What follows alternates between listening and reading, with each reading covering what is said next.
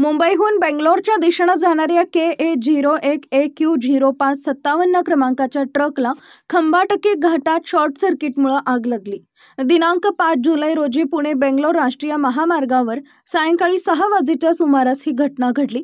ट्रकला आग लागल्याचं कळताच ट्रक चालक शकील आलम व मालक अमन कुमार यांनी प्रसंगवधान राखून गाडी थांबवून गाडीतून उड्या मारून स्वतःचा जीव वाचवला।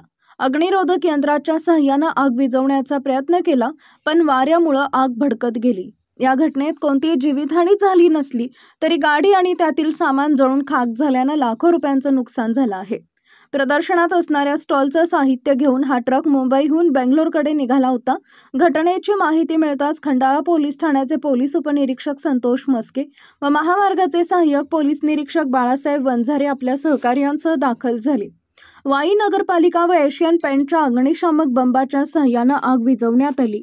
दरम्यान खंडाळाच्या दिशेने वाहनांच्या लांबच लांब रांगा लागल्या होत्या आणि वाहतूक अतिशय धीम्या गतीने सुरू होती। शिवशाही न्यूज प्रतिनिधी शुभम कोदे, सातारा। ताज्या घडामोडी जाणून घेण्यासाठी शिवशाही न्यूज यूट्यूब चॅनलला सबस्क्राइब करा। आपण हा व्हिडिओ फेसबुकवर पाहत असाल तर फेसबुक पेज फॉलो करा आणि शिवशाहीन्यूज.com या आपल्या वेबसाईटलाही भेट द्या।